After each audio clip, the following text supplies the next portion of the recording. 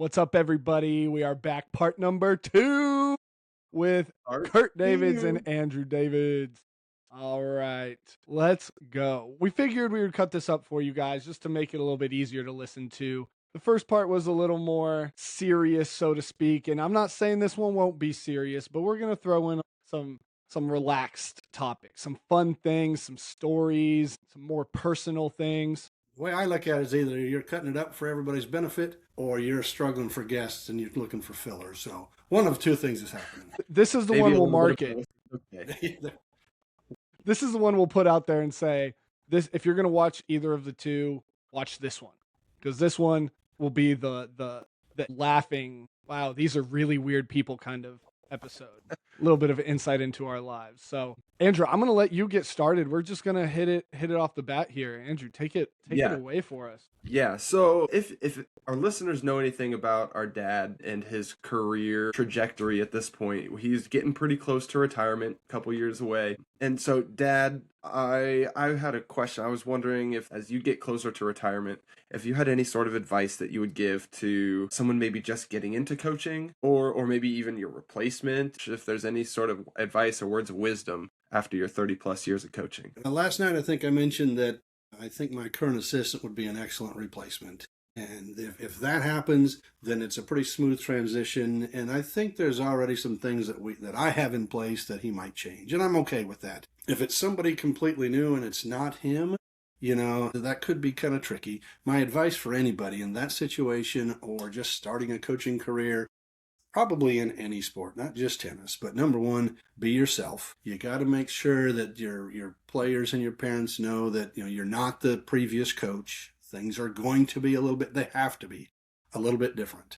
There's a lot of similarities that can happen, but this is a different situation and we need to move on, right?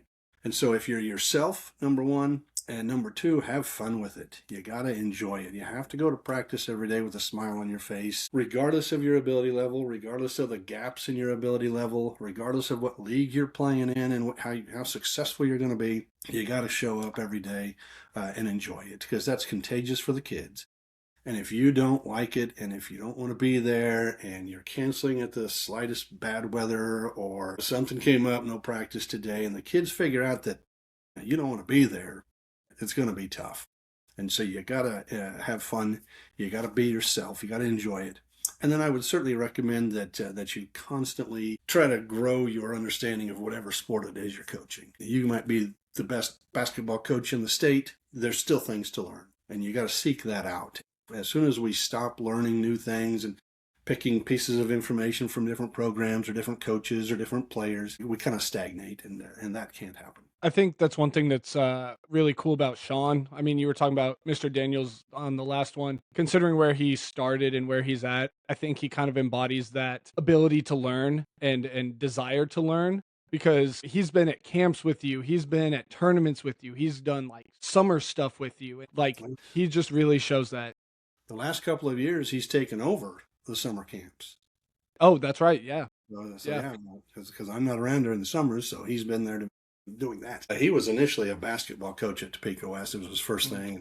Coached freshmen, boys, I believe, and basketball seasons are so long, regardless of your success. Well, and actually, he brags about the freshman boys that year were the only boys basketball team that won a game. JV and varsity were over, right? And so he's pretty proud of that. And then, I lost Betty Carroll as my assistant. She retired, and so I need somebody. Well, Sean was young, energetic, intelligent, athletic, and he was a logical choice, even though he didn't think so.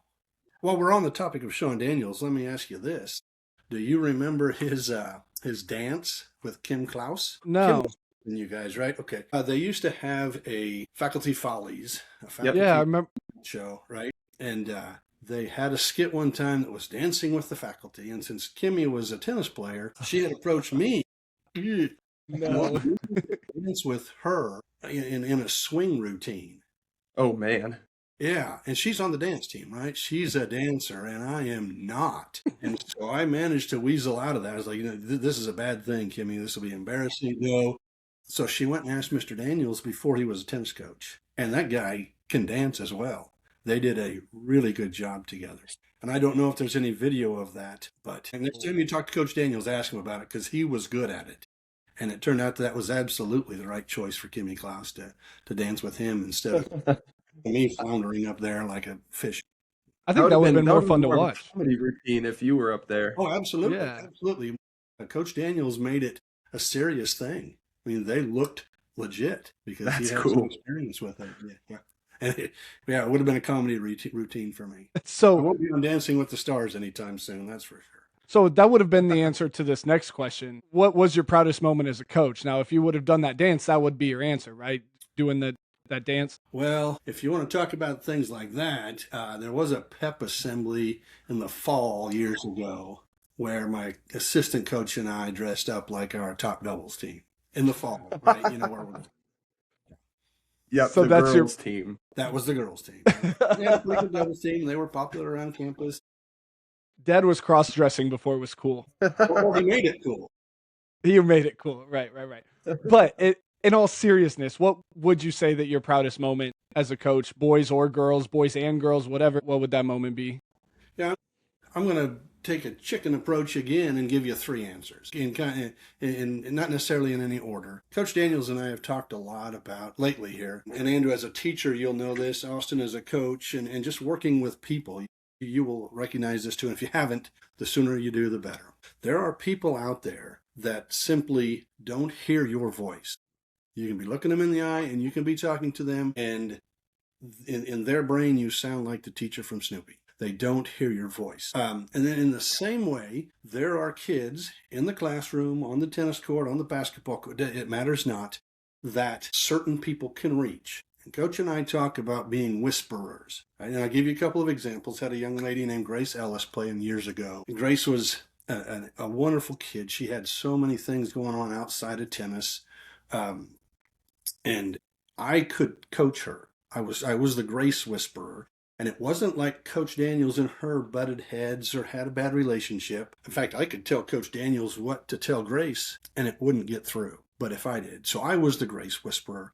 More recently, you guys are familiar with my boys team that won that state title. James Mag, same kind of thing. James was a great kid. He and I had a great relationship. He played hard for me and did some really good things. But when it came to coaching, Coach Daniels was the one that could reach him. And on a changeover, I could say something to James, and okay, and everything was cool. I don't mean to imply at all that James and I had any kind of relationship issues. It's just that James and I weren't clicking. Coach Daniels and James clicked. And so when we needed James down the stretch, and I could watch and I could pick out some things and tell Coach Daniels, hey, go tell James this, or work this in your conversation. And James was a lot more successful when Coach Daniels was around. And so kind of proud of that how we've worked that system into it. Sometimes we tease each other about being whisperers for kids that you might not want to be a whisperer for. But, so be it. So we're both kind of proud of that situation. Another certain thing that I'm certainly proud of would be the 6 years with you guys on the team. How can I not say that, right? We talked yesterday about 4 state championship matches, and gosh, we could list your accolades, but we don't really have time, right? For you guys to be 4-time this and 4-time that, 4-time here, and all those things. How could a coach, let alone a dad, not be proud of that? You know what I mean? And then certainly, I'm probably the proudest single day would certainly be that state title in 23. Do you? Yeah, that's seem to- if I had to pick one for you, that's probably the one that I would have guessed what you would have said. Yeah, if we have to narrow it down to that single event, and that's even hard as well. I had 7 kids who committed and they bought in. And tennis is an odd sport. I haven't missed a state meet for the boys in my career because we've always had 1 or 2 kids that buy in and they're successful. And you take them to state and they might be threats to place or you maybe even win. We've had quite a few state champions in doubles because we get 2 kids that buy in and really get after it. Okay, that's great. Mm-hmm. To have 7 is an absolute anomaly. I had to leave a kid out of the lineup, and I always envied Kevin Hedberg at Washburn Earl because he had so many kids, but you can only play 6, Yeah. right? Oh, that'd be so nice to have to leave somebody out, right? To have to think it's tough. It's tough. And so we had Gavin Chavez on board that year. He was a senior, and he had bought in, and everybody had bought in, and we finished in a real close race where we were second. And so then next year, this kid that was out, well, now he's in. I still got 6 kids that are committed. And you talk about manifestation or talking things into existence. A lot of those kids and a lot of people, leading up to that, were like, yeah, this is the year you guys are going to win state. You're going to be state champs. Yeah, everybody's working hard on it. You're going to be state champs. And I was careful with that. I didn't publicize that too much, but it's like, maybe we are. Might happen. And it did. We were in a very tough regional that year. In fact, I think the top 3 teams at that regional were the top 3 teams at state in the same order. Carter Cool beat a Blue Valley Southwest kid, last match on for the night in a 3rd set. Super exciting. And that kind of put us in a position then at state to open up that gap. Another thing that we talk about constantly with our kids, and that group of kids really understood it, was the importance of winning your last match of a tournament. If you win that last match of a tournament, you have an odd finish, right? It's 1st or it's 3rd or it's 5th or 7th or 9th or 11th. You win your last match. That's important from a lot of perspectives, not just a points perspective, just being successful and leaving on a positive note and building confidence. Again, so whether it's 1st place or 11th place, hey, let's go win that last match.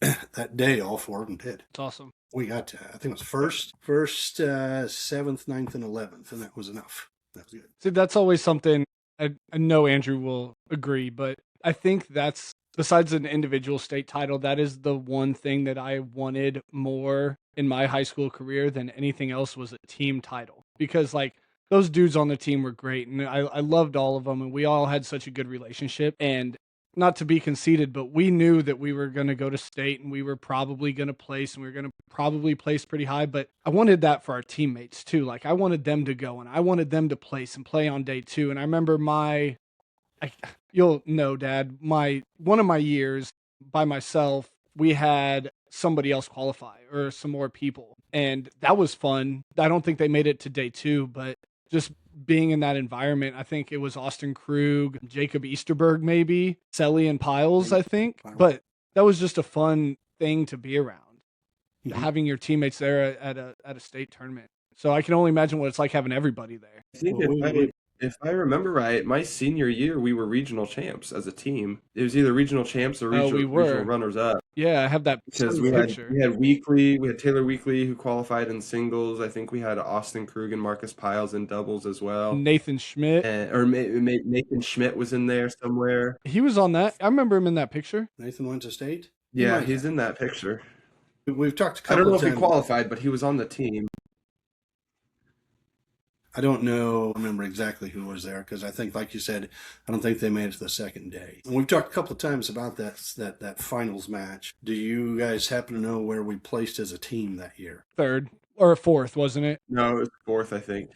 We were 4th. And had we won, we would have gotten. Had we won, it would have been 3rd. Yeah, or and so to take that off of you guys, had somebody else on the team, any of our other entries not gone 0-2. Yeah, we're 3rd place. And so you can't shoulder all of that because you guys lost. There's often, we see it a lot in state tournaments that A team is really loaded. And I don't remember who it was that year, but they kind of capitalize on all those points. And so somebody with just a championship can sneak into 3rd place. It wasn't quite that way.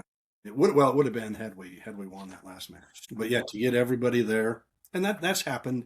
Get everybody there. Everybody's playing on Saturday. And I don't know that we had it clinched before those guys went on.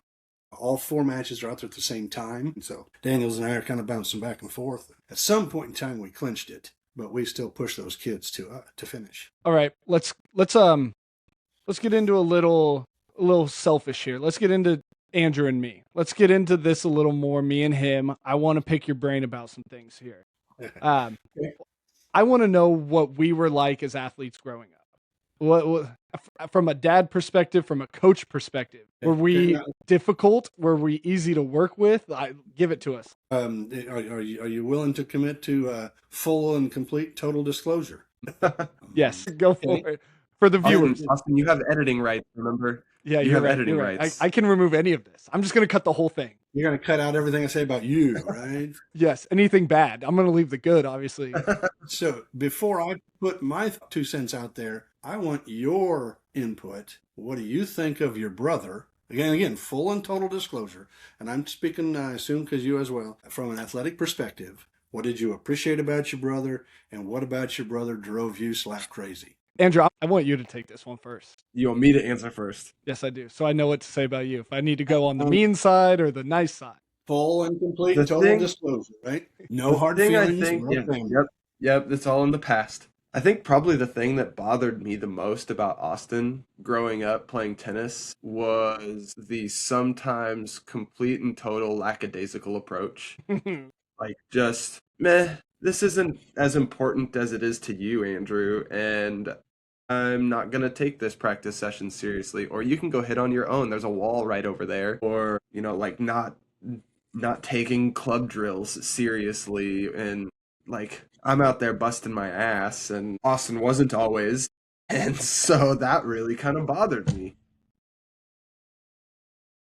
Tim, you Probably say the something thing that else? I appreciated the most. Yeah, Compliment of course, sandwich. the Remember, we nice talked thing. about this with Drew. The thing I probably appreciated the most was how much of a competitor he was in matches and when things got close, and how much of the attitude was that I don't want to lose this match. We're not going to lose this. And making adjustments mid-match, or if I was struggling, being able to pick things up. We talk about doubles teams aren't always 50-50. Sometimes it's a 70-30 kind of match. And sometimes I didn't have a good match, and Austin was able to kind of carry us through because he refused to lose. And so did I. Like, that was, I think, one of the things that made us a really good doubles team, was that we did not want to lose. We didn't like to lose at all. And so having that same desire, I think, was probably the thing that I appreciated most of having him as a doubles partner. Austin, your turn. That'll make the cut. That's good. I'll give you two things that I didn't like or didn't appreciate. I didn't appreciate how hard you gave me high fives sometimes. I only gave one. Well, you're getting two. Those high fives were hard sometimes. I remember looking at my hands and it being red. My offhand, it was red. There's one person who's given me a harder high five than you. It's Patrick Colin Lacey, Connor? and it was Patrick Lacey. It was at a doubles tournament in Kansas City, and I am pretty positive he broke some bone in my wrist. I was bruised the next day.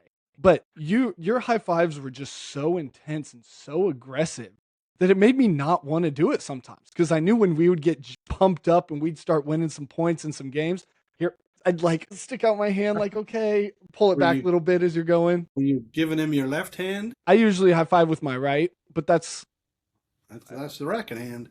It's the racket hand. But hey, Colin Connor gave harder high fives than I ever did when he got fired up. He would take a full on wind up into his high fives. You did too. Not all of them. Not all of them. Not all of them, but a lot of them. So the second thing is probably, I'm not sure I have a second thing. That was always the thing for me. What I really enjoyed, what I really liked was this one. I'll give two things. Your ability to bring me back in when I wasn't so focused. There's not a lot of people that have that ability to say the right thing or, get me locked back in when I'm just kind of in my own world. It's just kind of who I am, whatever. But you were one of the people that in an important match, in a not important match, whatever it was, you would say something, even the way that you would act and behave on the court sometimes was like, oh shit, like, and this means something to Andrew. It better mean something to me. It wasn't even verbal sometimes. Like, it was just an innate ability to bring me into where I needed to be and to perform my best. And the other thing that I have always appreciated about you is your like camaraderie with your teammates. It's never, ever been a thing for you where it's just you on the court. And I think that's why you thrived in college, was because it was such a team environment and you were there cheering on your team, and the road trips and stuff like that. I think that, and I talked to my own athletes about this, is like, be a good teammate. You can be the best player on the world, but if you are a bad teammate, nobody's going to want to play with you. You have to be able to pick those people up around you. And I think in my career, in my coaching journey, I've never seen anybody be as good of a teammate as you were. No, I appreciate that. I agree. Like, that's one of the most important things to me about my college time and even high school tennis was Like we're all in this together with one common goal, and we're a team. Even though tennis is an individual sport, but like we're on a team here. We're trying to do the same thing. So that was always one of the things that I enjoyed the most about Even now as a team in coach, high school. like Yeah, absolutely. you push that. You push the team environment, the even looking at it from a coaching perspective, the varsity and JV, it's not they're separate, sure, but at the same time, you're on the same team and we all got to support each Right. other and root each other on. Okay, Yeah, Dad. so it's my Your turn. turn. So you I don't can't think- steal our answers. I'm not going to steal them, but I think when I give you my thoughts, I don't think you've said anything that I'm going to, put a new light on. Let me put it in some different angles and maybe even some examples, and I'm going to involve some other sports as well. Okay, and this kind of flips. So again, bear with me. Total and full disclosure: we're family, no hard feelings. Here it comes. Right. Oh God. You guys, boy. where should we start? Andrew was actually, I shouldn't say as a high school athlete, even before, you were an extremely hardworking individual. And I'll back that up. One day at tennis camp there on the courts at Topeka West, you had gone in, Coach Eschbaugh was running basketball camps or whatever, and you were doing that, and then you come out and play tennis, whatever. And Eschbaugh came out one day to just check in, how's it going, and all this stuff. And he says, man, that kid is one hard-working SOB. But he said it, right? It's like, yeah, he is. Andrew's working his tail off, okay? And on the other side, Austin is I was not a hard worker. Austin is a freakishly gifted athlete. He's got athletic ability, to no end. Your mom and I talked on multiple occasions that had we been able to combine your guys' attributes in that case and take Andrew's work ethic and Austin's athletic ability, who knows what could have happened, right? All those times people asked you when you were kids, so are you going to be a pro someday? And the real answer was no. To be a pro tennis player is a whole nother level, right? But Austin's athletic ability and Andrew's work ethic maybe you would have gotten somebody there, right? Andrew, you addressed Austin's lackadaisical approach. We were this close, Andrew. We were this close, Yep. dude. We needed to learn from each other, and one of us could have made it. Damn. Let's go back to tennis camps. And Andrew's out there. You remember the killer drills we used to do? It was Andrew and Garrett and Bronson, right? Yep. Well, Yeah. What was Austin doing? Austin was back here by the gate, Sitting on the fence. Pyramid, right? There's 32 here. That's nice, Austin. And how many times did Austin say, do I have to go to Oklahoma City to play in that Futures event? Do I have to go? And the response was always, no, Austin, you don't have to go play. You're not old enough to stay home alone. You're going, so if you're going to be there, you might as well play, right? And then other sport example, you guys ran cross country. It would have been Andrew's senior year, Austin's sophomore year, right? And as you guys got going on that, if I remember right, as Coach Palmer made that roster, that ladder, if you will, Austin started the season higher than Andrew, simply based on athletic ability. Yep. You want me to run where and how fast? Okay, I'll see you later. And so that bothered Andrew to some extent. But it pissed him off. well, your mom and I, and even Coach Palmer, we talked so about mad. this. By the end of the season, Andrew's going to be above Austin because Andrew is going to work, and Austin's going to think, I got this. I can run like the wind, right? But that hard work is going to take that, Don't do it, Fine. Andrew. slowly. Don't do it. Don't do it. I've got Don't a bring this story up. for that. No. I don't know if we want the story on air or not. No, I think you should tell it because I've got a actually story. now that I'm thinking about it, you should tell it because it's a perfect embodiment of exactly what Dad said. There was a specific moment that I was just like, la-di-da, everything's fine, I'm good. And you were like, screw you, buddy. Yep. Do you know this story, Dad? I don't think I do. Please tell. Yeah, Okay, go ahead, so- Andrew. All year long, like we were both not super fast runners, so we were on the JV running group for the Topeka West cross country team, and we had a couple dudes that were really fast. So we were both running JV races, and every race the whole season, Austin had finished ahead of me until the JV league race, the very last race of the season. I had made it my goal the whole season to beat Austin. because I didn't like losing, and two, I especially didn't like being worse than my little brother. And so I made it my goal all season to beat him at a race. And so I hadn't done it yet, and so I told myself, "You're not losing sight of Austin for this whole race." And by God, I did not lose sight of Austin. He was in front of me for most of the race, but I did not ever lose sight of him because I I think it's knew like that at the end of the 99% race, of the race. I could outkick him. I was faster than him in the last 200 meters of the race, and so I kept him in my sight, and at the very end of the race, I remember when I turned the corner and I could see the finish line, and Austin was between me and the finish line, and I just gave it everything that I had left in the tank. And as I'm running by Austin, I'm like, why? He should be going faster. He needs to be running faster. It's the end of the race. The finish line's right there. And so I'm booking it, and I'm coming up on him, and I'm yelling, Austin, faster, Ted! And before you know it, I'm zipping right beside Austin on his left-hand side, and he's like looking like, what the heck? And I go by him and I finish in front of him, and I was like, Austin, what are you doing? And I beat Austin in the last cross-country race that I ever ran in my entire life, and my I goal think was fulfilled. I was faster. I think he scared me. I think I slowed down because I thought there was like some mass. I mean, that should have made me run faster, but I thought somebody was like, they want just go for a nice stroll through I thought he wanted to finish together. I thought he wanted to hold hands and That's what it was. run through the finish line together. No, actually, the way I remember it was I knew he was behind me. I had been checking on him all race. Hey, you good back there, buddy? Everything all right? And he was giving me the thumbs up. Everything's good. And then at the end, I was like, he deserves this one. He's worked hard all year. I'm gonna pull up just a little bit. I'm still gonna act like I'm a little tired, but I'm gonna let him have this one. So you're welcome, Andrew. I know you didn't say thank you, but you're welcome for that. I'm glad you still think about it. Yeah, hey, I appreciate I was kind of expecting you to have said something, Andrew, as you ran by him, like "eat my shorts" or something like that. But that's cool that you were encouraging him to pick it up. Oh yeah, I was trying to get him to run faster. Like, I know you're faster than this. Get your ass going. Let's go. Hey, be the best. You got to beat the best, right? Guys, I did cross country to get fresh air. I don't know why you guys are thinking that I was doing this to get better.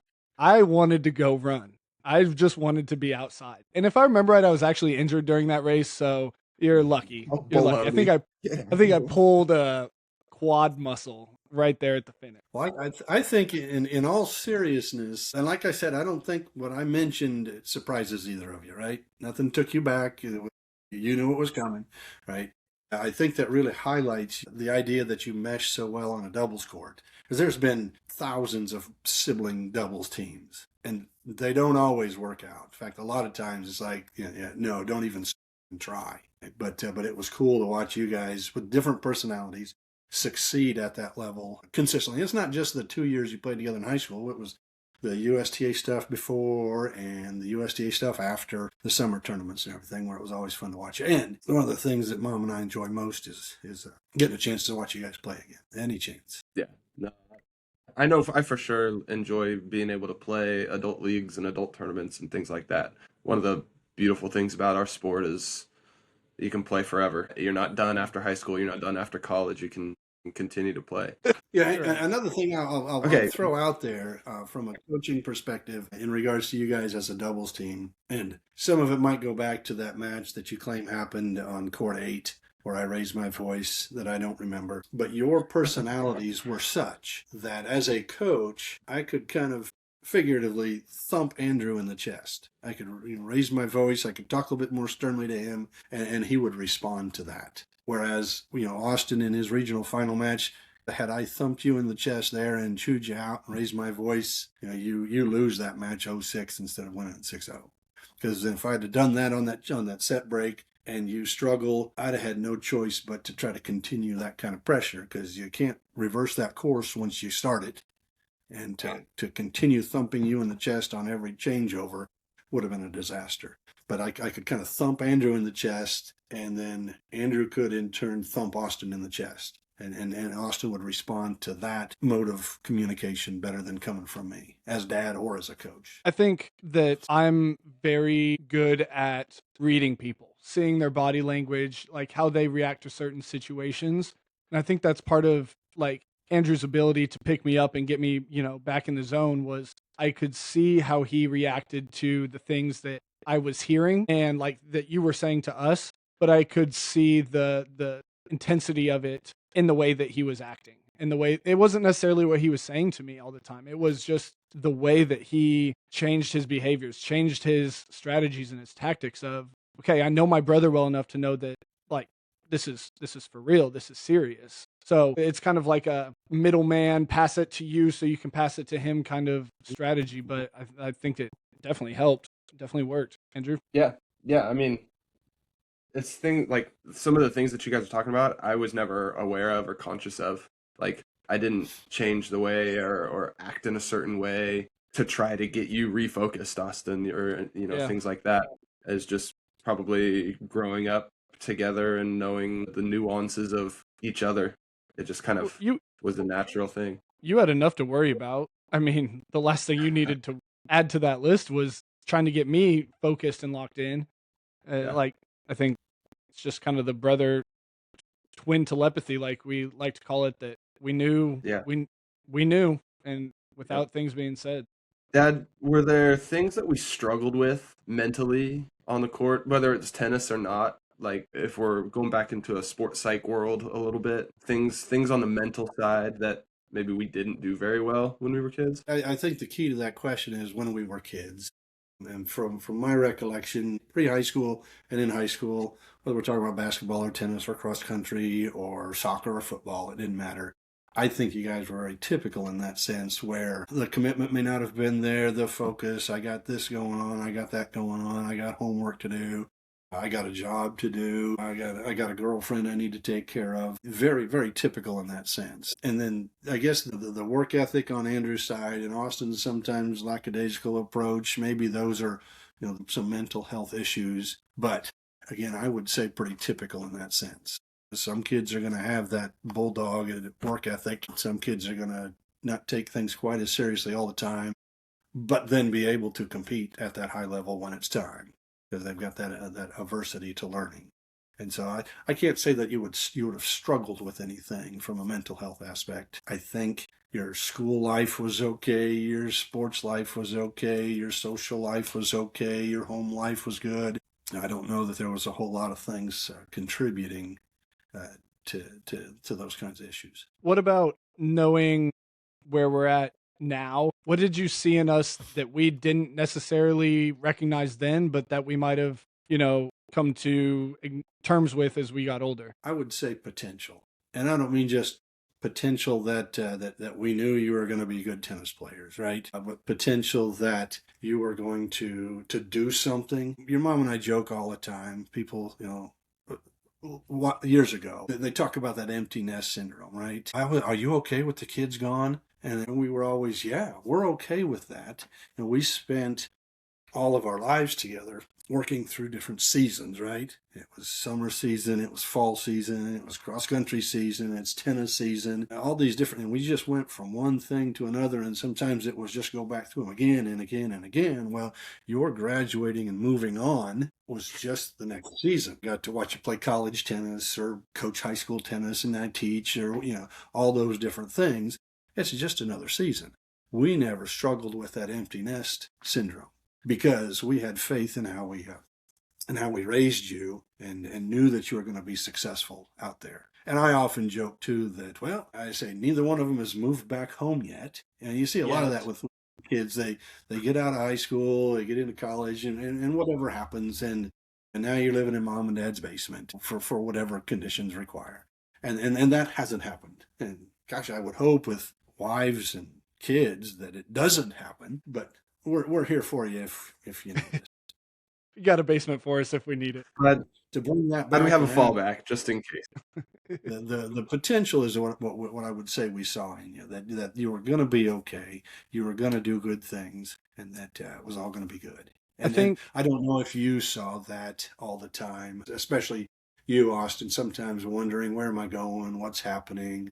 You mentioned earlier about not having a passion or not knowing your direction. And Andrew, you talked about pre-physical therapy, and then now you want to be a teacher. And then that was absolutely normal. You were pretty shook by it, I think, but very normal in that sense, because how many people go to college and finish in the area that they started in? Very, very Right. few. And so we knew that you guys were going to be okay. We saw that potential, though it may not have been apparent to you. Yeah, I think for me, it definitely took me a lot longer to realize it. And obviously, I'm not Andrew, and I don't know what goes on inside of Andrew's head, but I always feel like he kind of had a not direct path, but he always had his sights on what he wanted to do. And sure, that changed every now and then, but I think my potential was something that I was always growing up told that I had. And I think looking back on it now, in my mind, I took that as tennis potential and only tennis potential. I didn't like when I'm getting told you have the potential to do this, I'm thinking it's tennis dependent. I'm thinking it's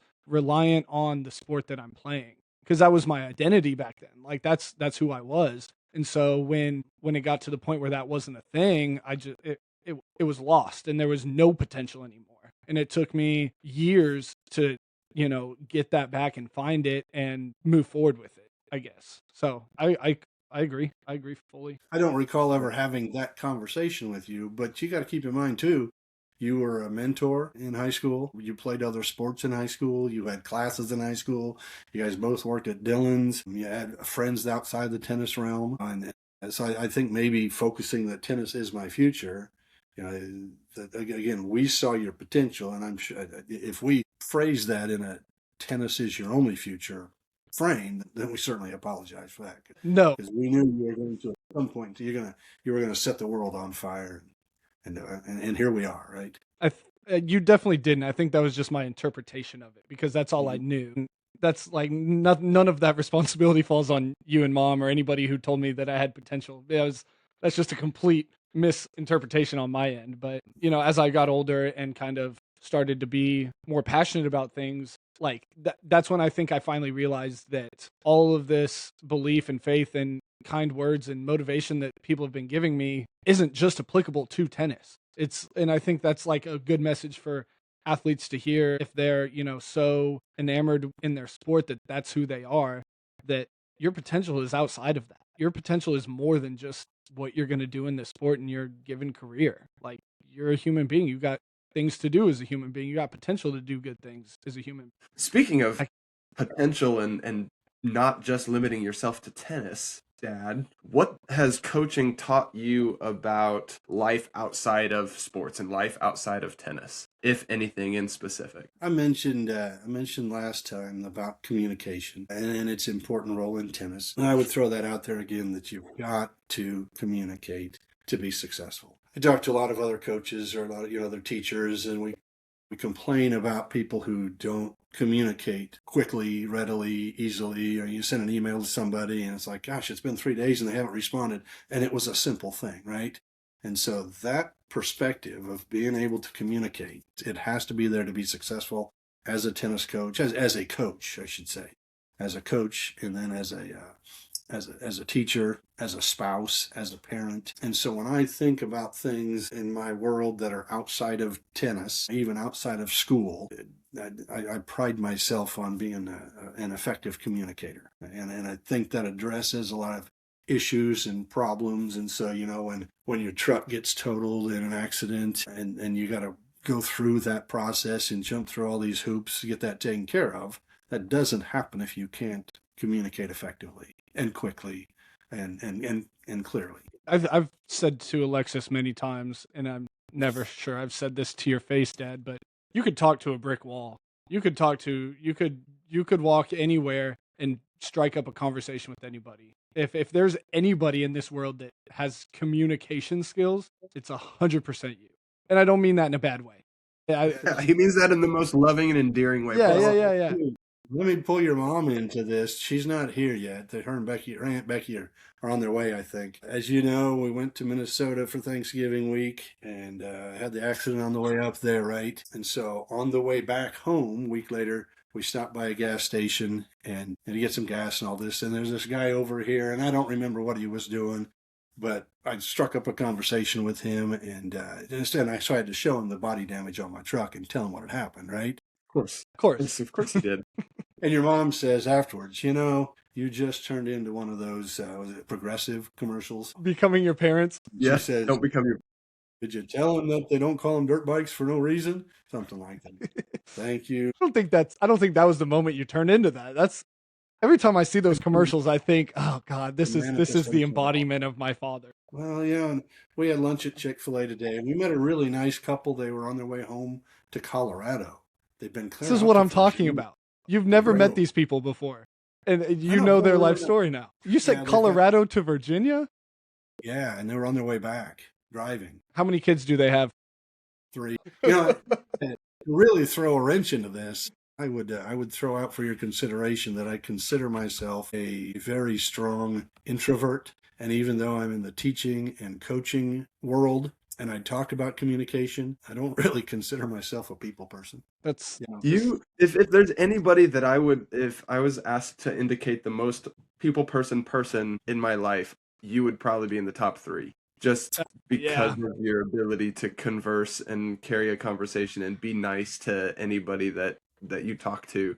And I get what you're saying, because I grew up with you about how you're an introvert and you don't like necessarily, like, you're not the extrovert type of person. I totally am the extrovert type of person, but like that's one of the things that we don't have in common. But I think that we share the ability to have a conversation with somebody that we have no prior knowledge of. Sure. Like just meeting a stranger in the grocery store. Like we can both hold a meaningful conversation. But I never thought about that really, that like introvert, extrovert, we are totally way different in that sense. So here's something you got to promise me. Next time you see your mom, have her explain to you the avoidance game. And we know the avoidance game. We play this all the time at tennis meets.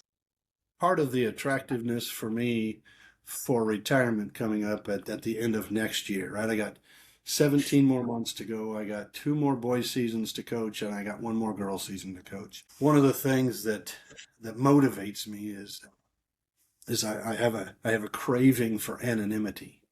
I want to be somewhere where people don't, where not as many people know me. I mean, obviously you got to have those relationships. Yeah. And I can't go to Minnesota and not know people, right? It just can't happen. But to be able to walk down the street and think about people driving by going, I wonder who that guy is, instead of somebody going, oh, that's Mr. Davids from Topeka West.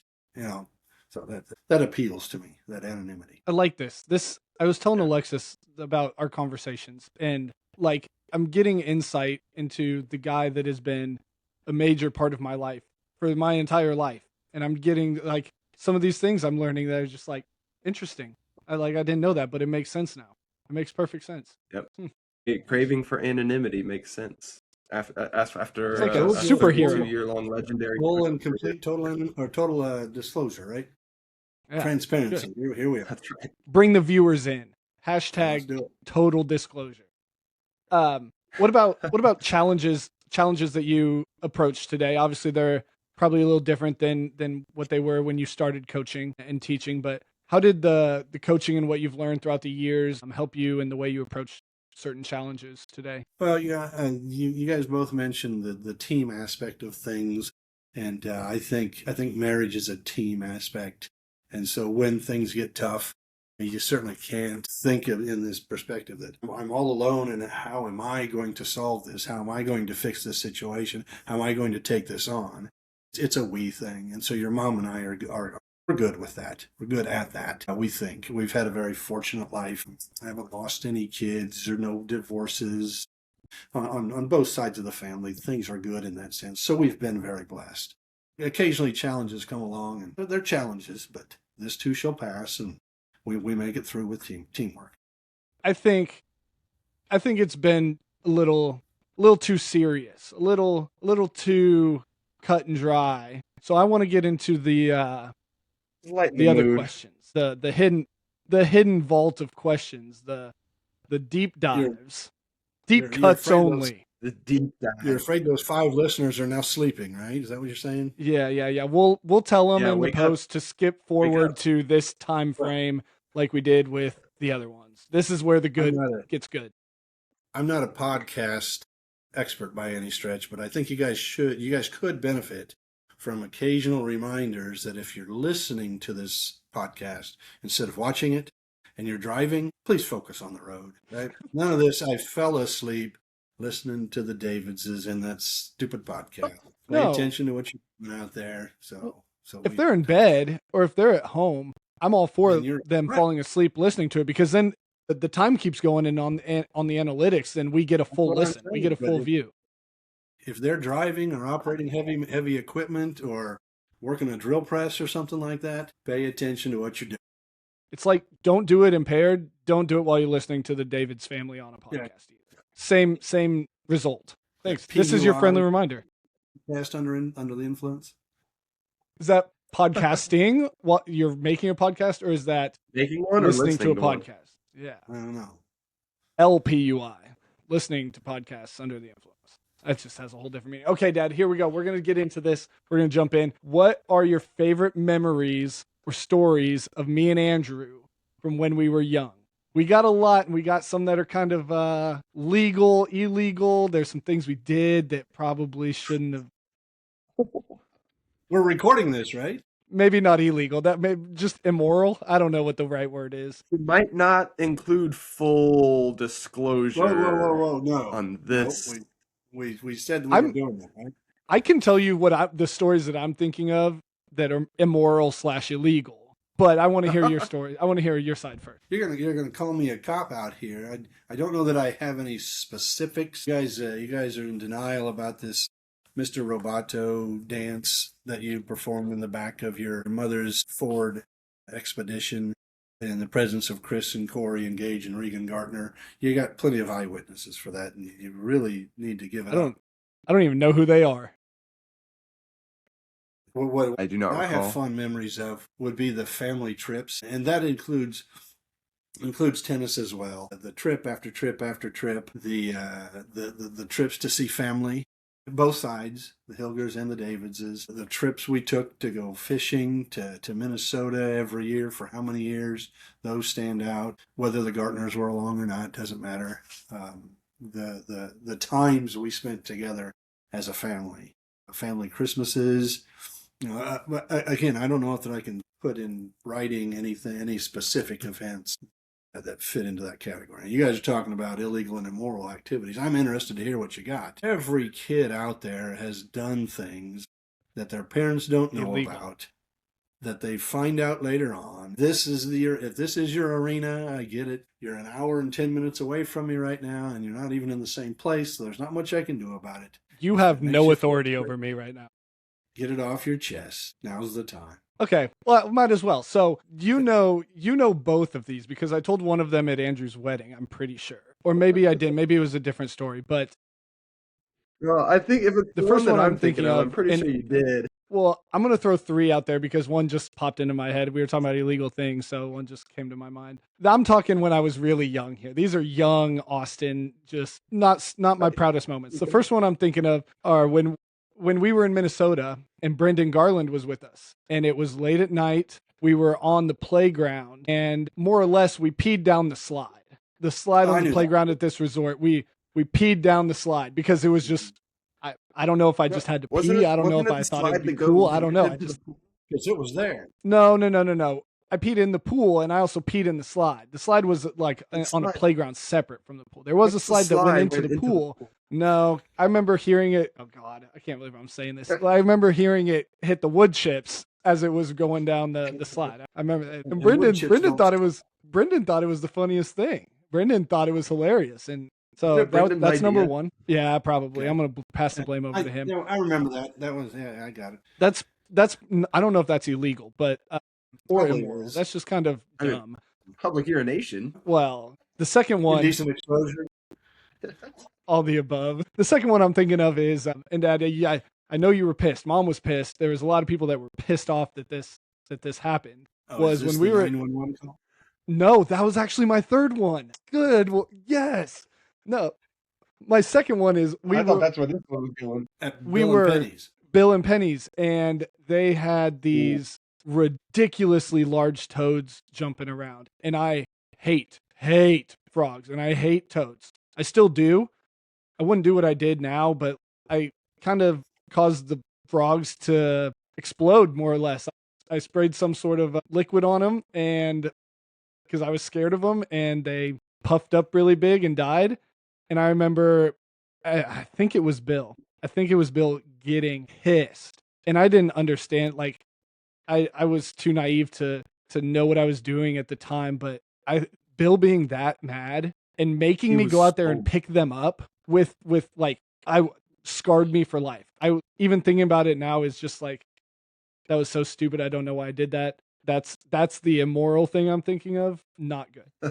I regret that. You can tell Bill if you bring it up, don't piss him off, because I know we don't want to raise his blood pressure too much, but tell him I'm sorry for that and that it won't ever happen again. That I love the frogs he has around the place. And then the third one was my 911 call that I was telling somebody this at work the other day. I just wanted to There was see if that this payphone actually at worked. Topeka West. Yeah, there was a payphone. That's what I said. There was a payphone at Topeka West that I remember seeing somebody go in and use it. And I'd always seen a payphone. I'd never used a payphone. So I went up to it, and after the guy had left, and I was like, ooh, this is kind of cool. I don't remember how old I was. I was pretty freaking young. And I Young picked up the elementary receiver, and school. it like, yeah, it definitely was elementary school. And I picked it up, and it had the tone. So I thought, hell yeah, I'm going to call somebody. The only two numbers I knew were our home phone number and 911. And I knew nobody was home because everybody was at practice. So I thought, I'm going to call 911 and see if this thing works. And I called it. Somebody answered. 911, what's your emergency? Click. I hung up right away. I was like, oh God, it actually worked. That's cool. Whatever. You said, And so, didn't you tell the operator you just wanted to see if it worked? oh, maybe I did. I See, thought I it kind of was blacked out 911. after What's that your point. emergency? And then you were like, I just wanted to know if this worked. Click. That was how I remember it. That would make more sense. I remember seeing the cop guy pull up, and I played a little game of hide and seek with the cop, because the way the gym is worked, there's like hallways around the gym, and he'd walk this way down this hallway, and I'd be down here, and I'd run this way, and then he'd go this way, and as soon as he started walking down this hallway, I'd go over here. I was evading the police, some would say, but he finally caught up to me, or I think I was like, okay, I'm going to play the innocent card and walk up to him and be like, hello, Mr. Police Officer, how are you? And he's like, are you the one that called 911? And I was like, yeah, because I might as well tell the truth. I mean, and Where's your mom? he marched me into that gym. Mom's in the middle of practice. Her girls are all like, oh, look at it. Oh no, what happened? And the look on Mom's face was, I've only seen it one other time, and that was with Eddie Lee.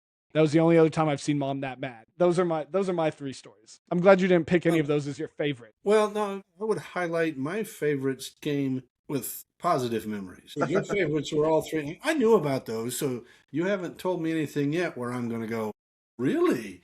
When you're talking illegal and immoral and unethical things, I wasn't thinking about those events. I knew about those three things. Well, there's a question down there that's a little later that you might not. There might be a story in there that you don't. Oh, that's your college one. I can imagine. So we've identified some things that we as a family did, right? From tennis trips, family trips, hunting trips, fishing trips, all of those kind of things. Is there anything from your childhood, your litany of memories like that you and your wife have specifically talked about? We need to do this. As our kids get older, we need to make sure we do this. We're going to do this. Any of those conversations that have happened with your spouse? I'll answer first. I think I think I have two things that I want to try to give my kids that you guys gave me when I was younger. First is like whatever they find their passion and interest in, to be able to fully support it. Like for me, it was tennis and sports, and I always felt like you guys had the most support that you could give to us in those areas. You know, working multiple jobs and all of the sacrifices that I maybe didn't recognize and understand in the moment when they were happening when we were younger, that now I do. Now that I'm older, I want to be able to do that for my kids, so that they are able to or all of their effort that they want to into whatever they want, whether it's sports or music or theater or chess club or whatever. I don't know what it's going to be, but I want to do that for them. And then now that they're getting a little bit older, I want to be able to travel with them and give them some of those travel memories. And that's probably, and you mentioned it a little bit, Dad, when Austin asked you about your favorite memories from when we were kids, is the trips that we took. And our family spot was always Minnesota. We summer vacation there every year, and the tennis trips and things like that. And for us, it might be a little bit more difficult just with work schedules because Kylie's not a teacher, but both of you guys were. And so there was always a summer vacation for all four of us when we were younger. But, we don't always necessarily have that in my current family dynamic and structure. But I hope to be able to give them what, and maybe come up with a family spot. Who knows where that might be, but to give them those travel and trip memories as well. Okay. Obviously we don't have children. So, if that time comes, then I think there'll be more things that I want to give to my kids. One of which is being traditions. I think of like our Christmas morning traditions with the crepes and stuff like that. And even going to Minnesota, how that was just kind of a summer tradition. That's what we did. Finding something that, our kids can look forward to every year around a certain time. Because that's always what I looked forward to was Christmas morning. It was crepes. And then somebody put the Santa hat on and we handed out gifts. And in the summers, we took a week and we went to Minnesota and we didn't do anything except fish and relax and read books. Like, I want to be able to give my family that now that I'm getting a little bit older. Maybe not the same traditions. I don't know how to cook a crepe, but something along the same lines of just, something to look forward to and enjoy. As far as like just between me and Alexis, like I want to give her the same sort of like, this is so cheesy, the same sort of love that I saw from you and Mom. You guys were always there for Andrew and I, and you guys like supported us in anything that we wanted to do. And so I want to have that with my wife. I think we do a good job of it, but I want that stable, steady, like constant, this is, the person that calms me down when I come home after a long day of practice or a long day of work. And we can talk about things. We can talk openly about work and about life and what's going on and make decisions together for ourselves and for family and stuff like that. And I think, freshly married, so to speak, less than a year, like we're going down the path, and I see a lot of like my mannerisms, I guess. A lot of them remind me just of kind of what I've seen from you guys growing up, from you and Mom, just the way you guys treat each other, your communication and everything like that. That's my answer. Good. It's nice that you've given some thought to that and had those conversations with your wives, because it certainly is a family decision and like I mentioned earlier, a team. Right. And as your kids get older, they become more and more of a team. You're not just hauling them around because you have to, but hopefully you get to haul them around because they want to and you want to be with them too. So, yeah, one of the things we talked about taking trips to Minnesota for fishing. One of the things, if our listeners don't know, one of the things that was a big part of our childhood, mainly because of you, Dad, was being in the outdoors, whether it was hunting or fishing. My question is, in your opinion, after looking back on the last 30 or so, having time in the outdoors with your kids and lots of experiences and opportunities for us to thrive in the outdoors, which of us is the more gifted outdoorsman, do you think? That's a kind of a loaded question, no pun intended. You don't have I kind of made some notes here, a little checklist and all that stuff, and some things that I would factor into to a response to this. There's so many of them on here, I guess. And can we keep score on this and proclaim somebody the self-proclaimed outdoorsman of the universe? I don't know, but I guess I would factor in, like, can you bait a hook with a leech? Do you have a wife that can bait the hook with a leach? Okay, it's tied. It's tied right now. Andrew's got one. Austin's got one. I think if you're going to consider outdoorsmanship, then that certainly factors in, right? More fair questions would be: have you killed a deer? Okay. Have you killed, or maybe even how many deer have you killed? No, we'll just stick with it. We'll just stick with a yes or no. You get a point if you have. You don't get a point if you haven't. Not with your you're car. really keeping Not score with here, your huh? car. Oh, then let's do numbers. I've got 2. Let's go. Not with your car. Andrew, well, I'm including it. I killed the deer. How many of you No, got, Andrew? no.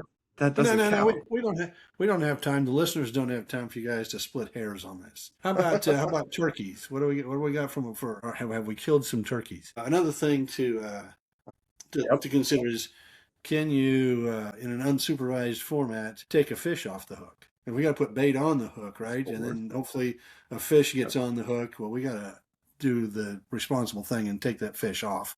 And so, where does that factor into your outdoorsmanship skills? And when we mentioned putting leeches on a hook, that's a pretty big thing in Minnesota. Here in Kansas, not so much. Can you bait a hook with a worm and or a minnow in an unsupervised fashion, right? Another important thing, especially in the hunting realm, is I like to get out there early to either listen to the turkeys gobble or be on the stand before dark. I guess a true outdoorsman would put his boots on, his or her, put their boots on and march out there in the dark. Be afraid of what just made that branch creak, or I heard something over there. I can't see it, but there's something. And so the ability to do that is pretty important. And then also in the realm of things, your outdoorsmanship, I guess the question would be is, how recently have you done these things? How recently have you gone to the stand, period?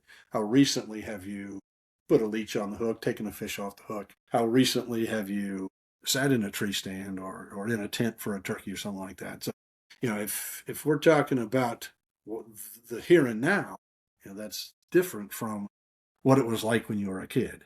You know what I mean? Is that done? Is that all your qualifications? Because I've got a score update. Something else too. Maybe going back to favorite stories. I wish I had $5 for every time that it was time to go hunting or fishing early in the morning, whether we're in Kansas or Minnesota or even Nebraska, doesn't matter. I had one son who would spring right out of bed and beat me to the truck. And he would beat me to the truck because I'm still in the house trying to convince the other son that, no, you can't stay home, son. You're 6 years old. No, you're not old enough. You're mature enough to stay home. Your mom's got things to do. She's working a second job, whatever. No, you can't stay home.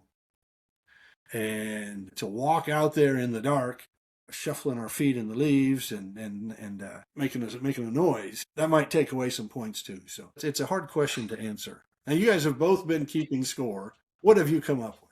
Andrew, what's your final score? I've got Because at if we're least subtracting 8. points, I've got at least 8. BS. We're not counting number of deer you've killed. It's just a yes or a no. I know, yes. Okay. The only thing I think that you have on me is recency. That's it. No, that's the only thing that I have that you don't have. Sure. I also have a wife that can put a leech on a lure. So that gives me a leg up. I have the final score being 5 points to 6 But points. that's kind of can't. Never seen I've it. got at least 8. 8. That only I've never listed seen like Alexis throw a leech 7 on a deer. things. Okay. Because No, you've never let's- been out it's there when she clearly puts a this leech is on a hook. lopsided discussion. Clearly, Dad's right. The listeners don't have time for us to split hairs and count the details. So, Austin, why don't we move on to the next question? Okay, the next question. Before you do that, though, in good coaching and parenting style, I would throw it out there that there's still a lot of time in your lives to run the score up. In my When you got defense, kids that need to go out and go fishing and go hunting, you've got that opportunity, right? If your score stays where it's at right now for the rest of your life, then you're losing this competition. End of story. he's right. Next He's question. Austin's losing this No, competition. I'd like- Austin. I would really like to say that I just understood the value of sleep when I was a young child. You can't be a functioning member of society, which I wasn't at the time, but if you can't do that if you don't have sleep. So how am I supposed to be awake enough to keep an The eye amount out of for times- deer if I'm tired? The amount of times I heard Dad explain to you that deer did not attack humans was more than I can remember. That's gonna get Is that gonna cut. come get us? No, Austin. That's not gonna come get us. Okay, we're gonna move on to the next one. Dad, in your humble opinion, your professional opinion, which one of your sons is the more gifted indoorsman? All right. So this is going to be a shorter answer. It's going to be a shorter answer because the other day we talked about, tonight we talked about transparency, right? And the bottom line to all of this, and the real reason we're here is mental health, right? And so I think being an old school kind of guy like I am, I think being addicted to the indoor has a little bit of shadow under that mental health umbrella. And so I'm not going to answer because I'm not going to recognize that and reward what could be made out to be a mental health issue when you're a totally healthy and normal individual and you're addicted to the great indoor. I tell think my that is a students in totally class, opposite answer of what Austin was expecting. I am Yeah, that 100% addicted to the outdoors. you just called me mentally unstable. You know, another thing I tell my students in class, in my tennis What? practice, if the shoe fits, wear it. Oh my God. I'm getting demolished. Go back. What did I say earlier? You have plenty of time left in your life to run your score up. You have to make a commitment and get after it, right? I don't even care about the score anymore. I like my bed too much. I have a happy light here. It mimics the sun. This is just as good as being outdoors. Okay. Are you ready to move on? Yeah, next question. Yeah. My next We can question move for you guys is: we mentioned this yesterday, the last session. I think the viewers heard the term poop shirts. Which one of you would like to explain this poop shirt idea? Go ahead, Andrew. Yeah, I mean, I'll take it. We were talking about the semifinal match at state my senior year. I call it the poop match, and I call it the poop match because of the poop shirts. We're playing in McPherson. That's already been established. And, different cities and different towns in different parts of the Midwest, specifically Kansas a little bit, the wind blows in a certain direction and you smell things that you might not want to smell. And one of those things is always feedlots. The wind shifts and you smell the cattle poop from miles away in whatever direction. And so the wind shifted that morning and yep, there's the smell of cow poop in the air. And, nobody really thought anything of it. And we continue to play tennis. And at one of the changeovers, or maybe it was or in between points, I don't remember. Austin, I don't know if you remember more specifically, but I looked at my shirt and there was like some brown drip drops on it. And I looked at the court and there were brown spots on the court. And I looked at Austin's shirt and there were brown drips on Austin's shirt. And I was like, is that poop? Surely that's not poop. It's clear skies. There's like it's not like it's raining poop. I don't know where it came from, but sure enough, it smelled like poop in the air, and it smelled like poop on the shirts. And forever in my tennis match history, that is known as the poop match. I don't know if Austin or you, Dad, have a different interpretation, but that's my story. It's actually the shirt that Dad is wearing right now. That's the same shirt. I remember I think you're right. Vividly the brown was spots on that. Here's right what I now. understand of that. You guys won that match against Newton 6-2, 6-0. I think we mentioned that last week. You weren't playing very well. And I remember time and time again, our focus on those changeovers was, come on, guys, we have got to get this together. Yeah, we're beating them. It doesn't matter. We're not playing very well. I remember feeling just, what? And I thought it was just Austin that had it on his shirt. I didn't remember both of you having it. I thought it was just Austin because I remember going, what? We're trying to win a semifinal match, and you're talking about poop? And, so there it was. But, droplets across one. Again, I thought it was just Austin. And then, I don't know if you remember or not, after the match, we went out on the court and kind of in this big area centered on the service box tee, like real closely at the court, and there's little tiny brown specks all over. You guys had been listed with cow poop. And I talked to the McPherson coach because, this is so unusual. And I said, has this ever happened? You've been here forever. Any experience? He says, I've never seen this before in my life. And I think we showed him one of you guys' shirts and he's like, he had no idea. Complete and total mystery. For that to happen, how do we know it's you guys on that side of the court when that happens? Why wasn't it Newton? They could have been pooped on. We could have been on the other side of the same thing. And maybe we don't have that story. But I would point out this. I think I'm still the only one of the three of us that can pull off this shirt. I think you're the only one that can fit into that shirt. That's what I'm saying. That's exactly what I'm saying. I bet you if I had mine, I bet I could probably pull it. I could wear it. Coach Daniels has one because I think I got both of yours from you guys. I think I've got 2 or 3 of them around here, and Coach Daniels has one too. So we still wear them out and about. They're good shirts, but We need to to think frame this one of is them. that was 2011, so Yep. that's been almost 15 years ago. Yeah. They're good shirts. They're good looking shirts too. They are Nice. good. Collar's a little faded, but yeah, they still hold up really well. And the poop has come out. There's Ah. Good. It's not stained anymore. Good to Yeah, do. we're good with that. All good. Ed, can we talked about this last time? Do you have your notes from that you held up at the beginning of last episode? I do. Okay, can we see those again real quick? So Yeah. let's go through the list here. Can you hold it a little bit closer? It's a little blurry. We got must not talk We about. do the must. Oh, must. Which one do you Okay. want to talk about? Must not. No Rubik's cubes. Okay. Robato's been talked about, so that meet you in the parking lot. Okay. What's the other one? And quick note to the listeners here, the viewers, whenever you run into any of the 3 of us, we're more than welcome to bring up these topics of conversation because there's cool stories behind all of them, and they're interesting. Here's Okay, the so- must side. We talked about that. We talked about Tyler. What cat lightning? Can you fill us in on that? What is that? Yeah, I hope that's a term that you guys have integrated into your practices. It came from a very hot and heavy and heated moment of coaching. You guys were known for having excellent hands at the net. And you got those because I hit tennis balls at you as hard as I could for a very long time, and you got good at volleys. Well, in trying to communicate that and work that into some of my other players, then we hit a lot of balls at them. And you've heard of quick as a cat or cat-like reflexes or quick as lightning, and so it came out as cat lightning because that's about as quick as you get, right? And so There's nothing quicker than cat lightning.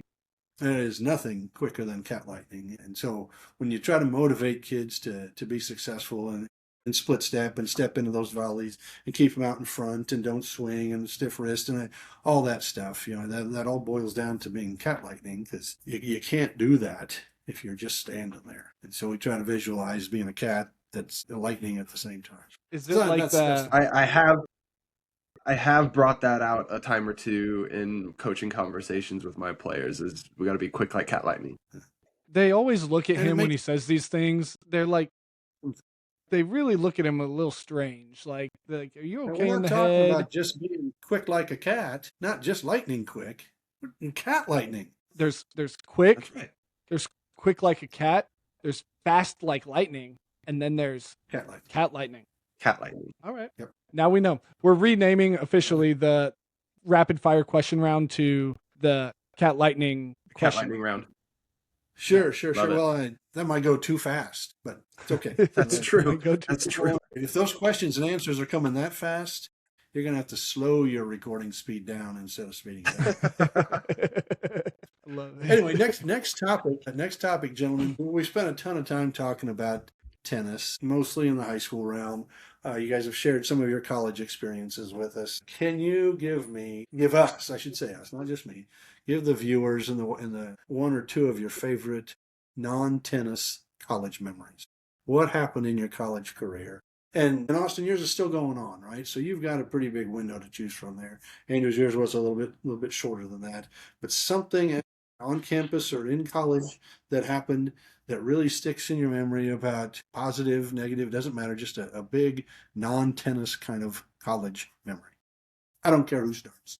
Yeah, I'll go, I guess. I think I've got a couple of different specifics, but they all kind of relate around being in residential life as an RA. Those that don't know, I was an RA at Emporia State for 3 years. And so I've got not only a lot of friendships and connections and relationships that I was able to build through those times, but obviously some good memories as well. One of which was winning the Spoons Assassins game one year. It was, I think, during the training that we had before people came back in January, like over the winter break. And those that don't know, everybody's got a spoon and everybody's got a target.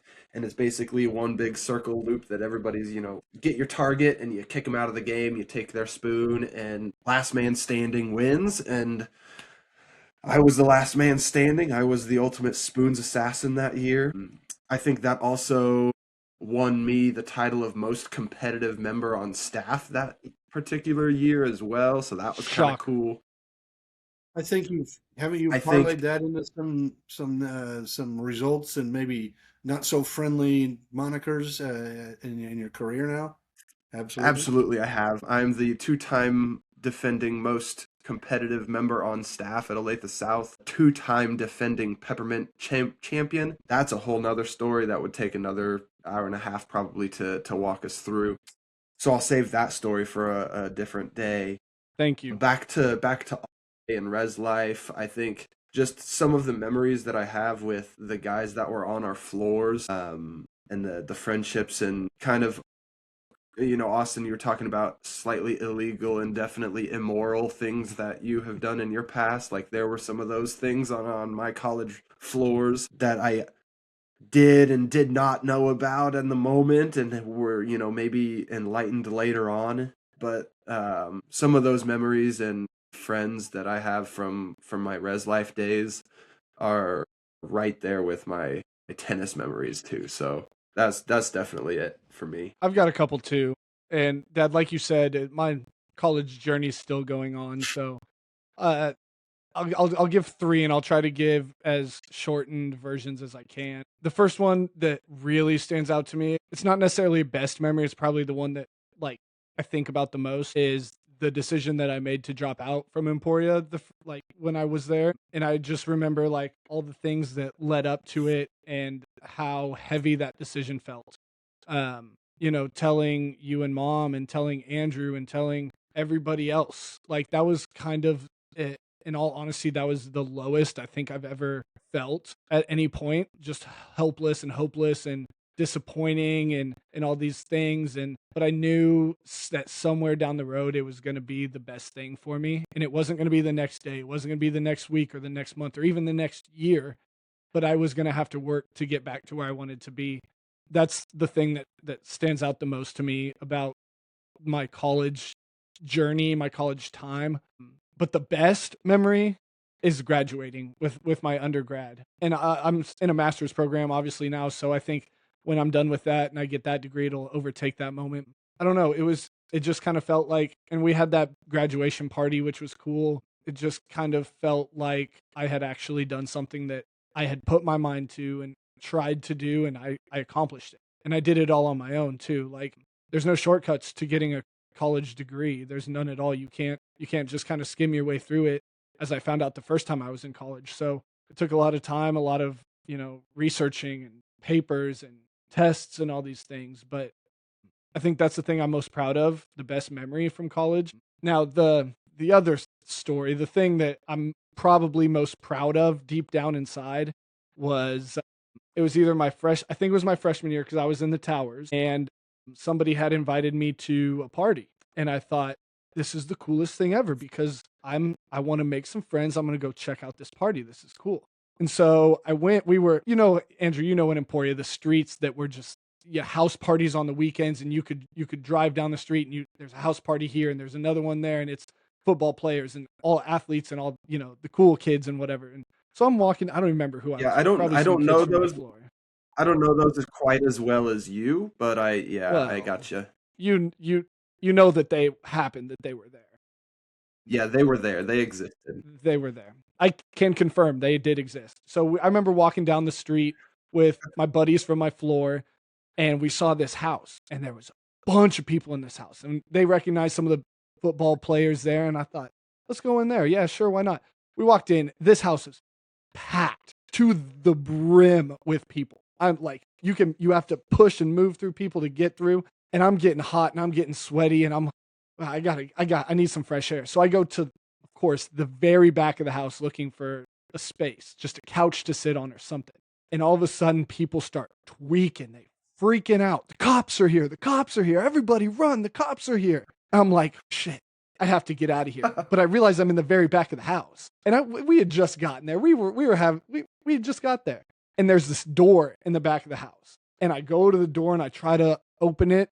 And somebody goes, you're not getting through that door. It's been locked. Nobody can open that door. That door's been locked since we've lived here. The people before us couldn't get that door unlocked.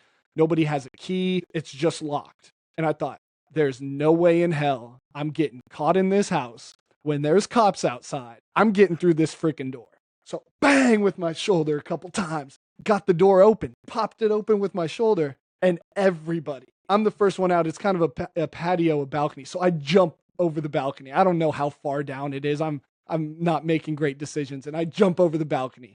And everybody's pouring through this door. I got football players running by me going, hell yeah, bro, thank you. That's awesome. I got soccer players. I got everybody. People that I idolize. Like, you're the guy that goes out there and performs for the basketball team. And you're giving me high fives and telling me thank you and all these things. To this day, I don't know how I got that door open. I proceeded to go to a fraternity house and win water pong the entire night. That was pretty cool. So that was kind of the best night of my life, to be honest with you. Whenever I look at a task and I think that I can't do this, that it's impossible, I think about that door. It's not a proverbial door. It is a real door that I opened Physical that night. door. That I opened that night and saved the scholarships of who knows how many Emporia State athletes. That's what I'm most proud of. There's that story. Not all heroes wear Everybody's got capes. them. Everybody's got that story that their parents don't know about them until later. I knew it would come out. There's probably more in there as well. I'd also throw out, I like your placement of graduation on there. And just, again, in a full transparency kind of thing, as viewers and listeners get to know us, your mom and I went to Emporia State, met at Emporia State, actually. And so we too can testify to those house parties that are all over the place. It's Emporia, right? And then beyond that, your graduation came from Grand Canyon, and we all three have degrees, in a sense, from Grand Canyon. I actually went to Grand Canyon. I was on the campus where you guys were doing online stuff through Grand Canyon, but it's kind of cool that you can have a podcast here and you got three guys who went through Grand Canyon University. And I think, Andrew, I didn't even know you were doing Grand Canyon University until you were halfway through that program. And I don't know if you remember, my teaching credentials came from Grand Canyon. So it's kind of cool that we all have that in common as well here. From a complete random chance. I would imagine that you, Andrew, as a little baby, were probably on campus there at Grand Canyon in Phoenix, but I don't know for sure. Cool. Yeah, no, that'd be cool. Because you were born in November and was still taking classes, and we moved back in June, so that spring, you may very well have been on campus as an infant. Yeah. We won't mention that. Sweet. We are mentioning it. Dad, you have a degree from KU, correct? I do not. Didn't you go for a little bit? I did go for a little bit, yes. And Andrew, you're just a big KU fan, a big KU guy. You did a summer internship or something, right? I did. I think it was, summer of 2013 or 2014, maybe. Yeah, I did a summer research internship in their biofuels lab. So that was pretty cool. And Dad, does mom have a degree from KU? I can't remember. Hers was strictly from Emporia. Okay. Because we all kind of have ties one way or another to KU. Andrew, Kylie graduated from KU, Alexis graduated from KU, and all kind of KU fans. And my master's program Kylie graduated from KU. Yeah. My master's program is at a school that won't be named, but not exactly through KU. It's not something I'm proud of. I like to tell people it's the only place that would accept me, but a master's degree is a master's. I advised you against it strongly, but whatever. It was in the cards. The universe plays out the way the universe wants it to play out. Sorry about it. I will never, if it makes you feel better, I will never own apparel or anything from that school. The only thing that I will have that has that nasty looking M on it is my diploma, which I will have to display because it's my master's one. But that's it. No shirts. You can just cut that corner out or something. Can I put just a tiny Post-it note over the end? Put ASTERS after it. M for master. M for master. There we go. I like that. M for master. Good idea. All right. That's what we do here. We solve problems. Solve problems. Mental and physical problems. The mental problems that I have. That's right. According to Dad. Do you have anything? It's just an addiction. It's just an addiction. Addiction to being indoors. Do you have anything else that you want, some last minute closing things, last minute questions, something you want to say to the listeners, the viewers, before we call it a night? Well, I really hope that your listeners and your viewers, and I sincerely hope that number grows over time, and that this wave becomes bigger and stronger. I hope what we've done, and I hope what you've done before this is all worthwhile for their time, and that they get something out of it that they can apply to their everyday life. You probably got a bunch of tennis players that are listening to you. Maybe we've passed something on that they can apply to the tennis court or basketball or the wrestling match. I hope that more and more people find value in what you guys are doing. And I'm happy to be a part of it. Yes. I know I speak for Andrew when I say this, happy but you're able to be a part of it. exactly. We, like I said in the first one, the first part of this all, we knew that we wanted to have you on here, and we'll probably have you on again, just more insight on more things. But I don't know. It's great to have you and have your insight, and I appreciate everything you've done for me growing up. I wouldn't be where I'm at without you. So I just kind of wanted to tell you thank you, and Mom will probably be listening to this, so thank you to Mom as well. You guys have been great parents, and will continue to do so. So thank you. You're welcome. Yeah, absolutely. Echo everything Austin said. Well, thank you guys for tuning in. As always, follow social media, Set Point Mental Edge. Cool, good news to close the episode. I filed for an LLC yesterday, which was really cool. I'm not a businessman at all. My first major when I was at Grand Canyon, my intro major was business. So that didn't work out, obviously, because I'm now psychology, but that's a cool step forward in the business and the process of it all is filing for that LLC and getting things rolling. So it's now Set Point Mental Edge LLC on Facebook and on Instagram. So official title. And yeah, we appreciate you guys listening, and we'll see you next time on Set Point Sessions.